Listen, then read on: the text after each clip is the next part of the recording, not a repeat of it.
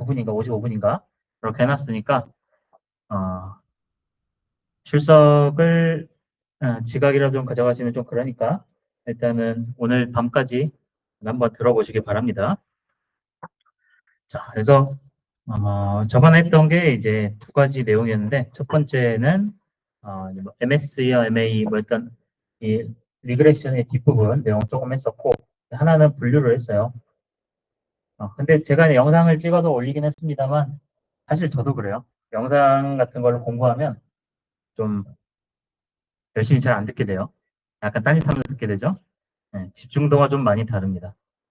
그래서 앉아서 듣는 거랑 강의실에서 앉아서 듣는 거랑 혼자서 컴퓨터로 듣는 거랑은 진짜 이 학습 효율이라고 해야 되나 뭐 상황이라 해야 되나 그게 좀 많이 차이 나는 것 같습니다.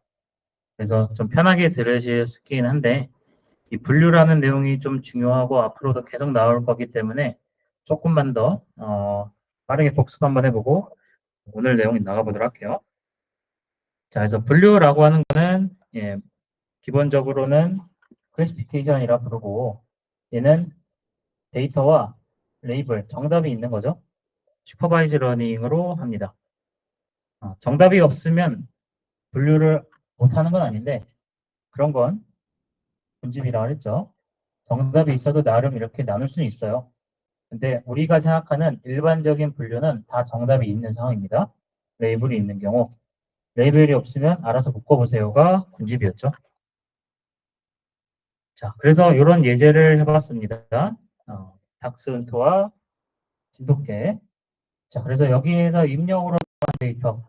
우리 이제 모든 앞으로의 수업 다 입력으로 들어간 데이터는 우리 X로 약속을 했죠. X. 입력 데이터요. 그리고 내가 알고 싶은 거가 Y죠. 알고 싶은 정보, 뭐, 얘가 뭐예요?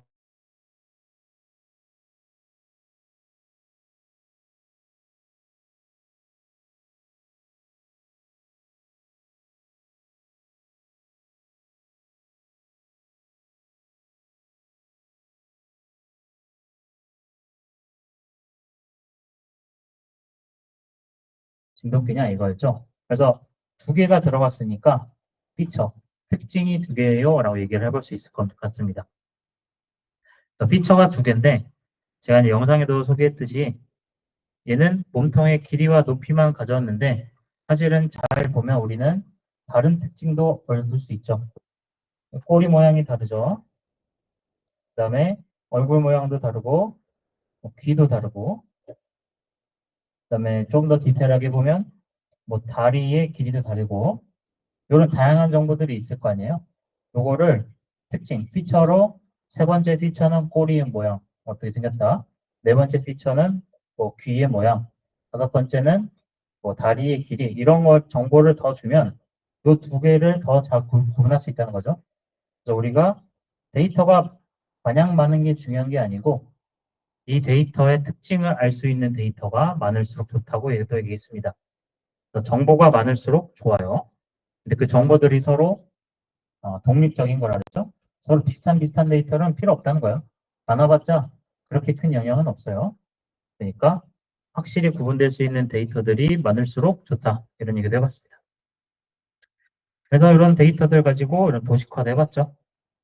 이런 코딩으로 도식화도 해봤고 그때 우리는 새로운 데이터, 항상 궁금한 건 새로운 데이터, 처음 본 데이터죠. 처음 본 데이터를 넣었을 때 내가 여태까지 러닝을 해서 알고 있던 닥스훈트와 진돗개와 둘 중에 뭐예요? 분류를 하고 싶은 건데 새로운 데이터는 보니까 이쪽에 있어요. 그러니까 뭐 얘는 러닝까지 굳이 안 해도 빨간 색깔인 닥스훈트겠네 이런 생각을 해볼 수 있을 것 같습니다. 이 둘의 차이가 워낙에 극명하게 나니까 이런 결과가 나오는 거겠죠. 그래도 굳이 러닝을 한번 해봅시다 라고 해서 코딩을 나갔고 입력으로 들어갈 건 길이와 높이였죠. 길이와 높이가 들어가니까 이거 x가 되고 걔의 정보 내가 알고 싶은 거니까 y 그게 레이블이죠. 그래서 x가 들어가서 분석을 해봐서 y가 뭐예요? 라고 한 거고 닥스훈트도 똑같았고 진돗개도 똑같았죠.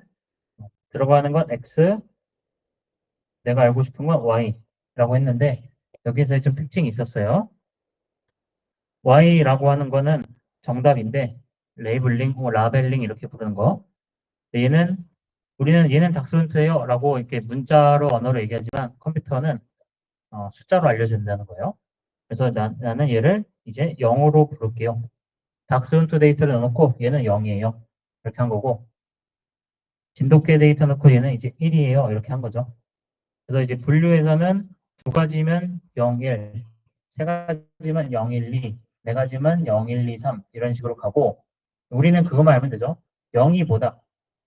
0이 닥스훈트예요. 1이 진돗개예요. 이것만 알면 되죠. 그러니까 여기 약속입니다. 숫자로 정해준다.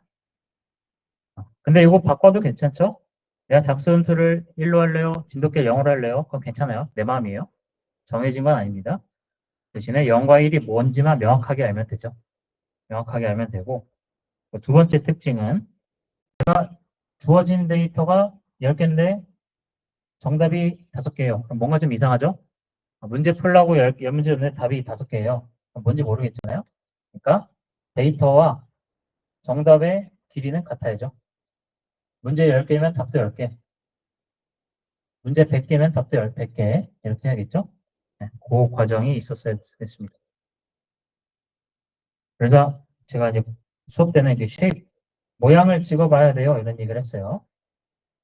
데이터의 모양과 정답의 모양을 항상 비교해서 같아야 됩니다. 그래야 의미가 있는 결과들이 나오죠. 자, 그래서 그걸 갖고 KNN을 한번 해볼게요. 라고 해봤고, KNN 뒤쪽에 나오니까 좀 이따 다시 설명해 보겠습니다. 똑같은 거를 이번에는 아이리스로 해봤죠. 벚꽃이라고 하는 데이터.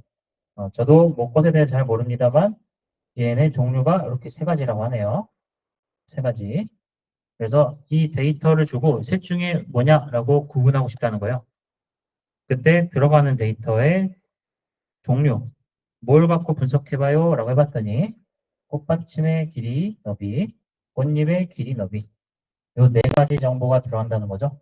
그래서 X1, X2, X3, X4 총 4개의 X가 들어가고 그렇기 때문에 이 데이터의 피처 개수는 몇 개요? 라고 물어보면 4개라고 하면 되겠죠. 피처의 수는 4개죠. 그 상태에서 타겟이 정답이자 레이블이자 알고 싶은 거죠. 그러니까 3개니까 0, 1, 2로 되어 있습니다. 그래서 0이 뭐다, 1이 뭐다, 2가 뭐다만 알고 있으면 되죠. 그래서 이 데이터는 이 앞에 있는 순서대로 0, 1, 2 이렇게 해놨어요. 근데 뭐 꼭 이 순서가 아니어도 된다 그랬죠? 나는 얘를 0으로 할래, 얘를 0으로 할래 이래도 상관이 없다는 거예요. 대신에 뭐가 0이고 뭐가 1이고 뭐가 2다 이 정보를 알고 있어야 된다 그런 얘기를 했었고 그래서 이렇게 가지고 와서 출력을 해봤고요. KNN 가지고 분석을 해봤습니다. 자, 그래서 이거 함수를 하나 만들었죠. def라고 하면 사용자가 만드는 함수고 그 다음에 나오는 건 함수의 이름이죠. C 언어에서는 이제 부조체죠. 스트럭처. 그렇게 되는데 얘는 매개 변수로 매개 변수를 3개를 잡네요. x하고 y가 k가 있어요. 그래서 x하고 y가 k가 들어가서 계산을 하고 뭔가 리턴 결과가 있네요. 그게 뭐가 되는지 한번 같이 봤습니다. 많이 나왔던 앞으로 계속 나온다고 하는 요거 데이터 스플릿, 트레인 테스트 스플릿. 그러니까 우리가 데이터가 얘는 아까 보니까 150개짜리 데이터예요. 근데 얘를 다 쓰면 제일 좋은데 우리가 중요한 건 테스트 결과라고 했잖아요. 근데 모든 데이터를 150개를 다 쓰면 물론 당연히 좋지만 새롭게 평가해야 될 데이터를 우리가 못 만들죠. 내가 아까 얘기했던 012라고 하는 종류의 꽃받침과 뭐 꽃잎의 길이와 너비를 우리가 모르잖아요. 그러니까 갖고 있는 데이터를 잘라서 쓰겠다는 거야. 갖고 있는 데이터를 잘라서 얘를 일부는 트레인, 일부는 테스트로 쓰겠다 이런 뜻입니다. 그래서 여기 테스트 사이즈 얘만 잘 정해주면 되죠. 0.3이니까 앞으로 이 데이터의 30%는 테스트로 쓰고 나머지 70%는 트레인으로 쓸게요 이런 뜻이죠.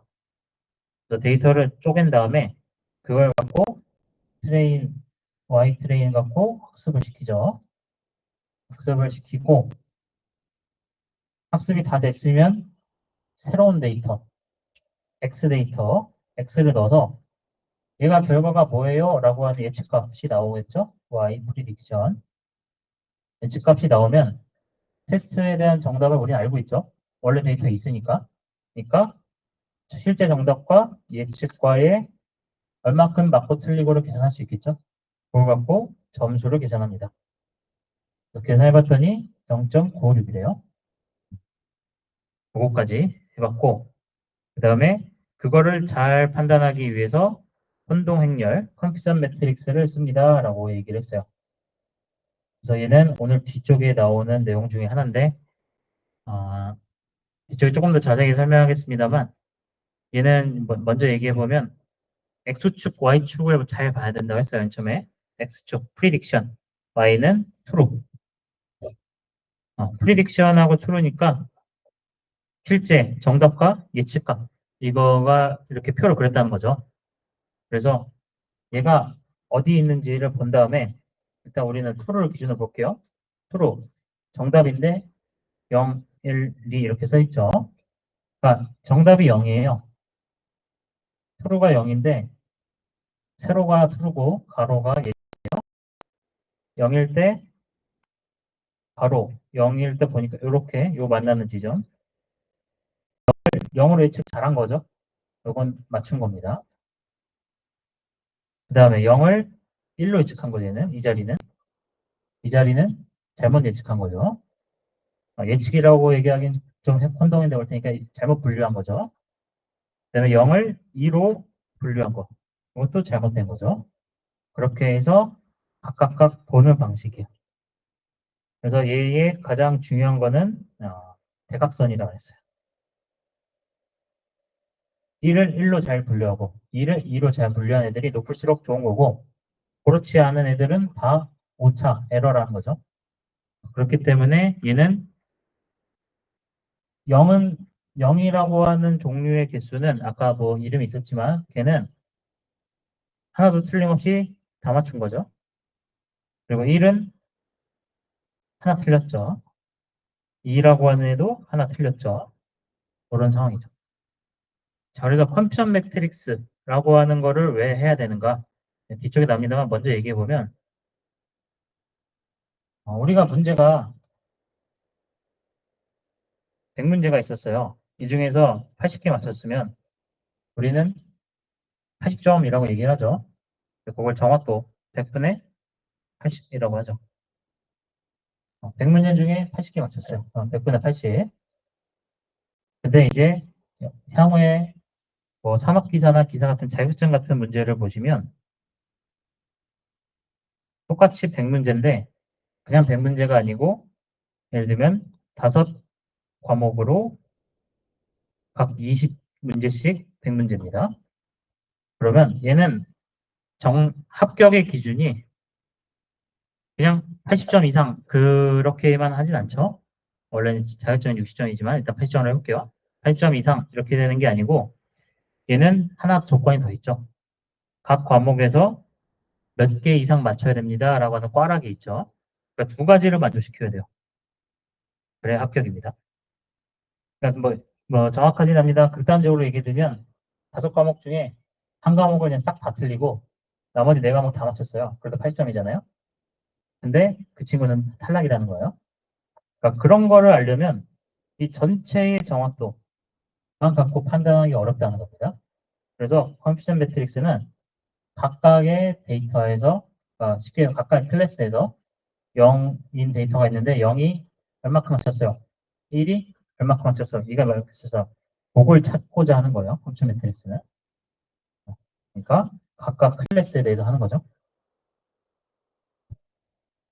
조금 있다가 요거에 대해서 조금 더 자세히 얘기를 할 건데 미리 그 정도 알고 계시면 뒷내용을 좀 더 빠르게 이해할 수 있을 것 같아요.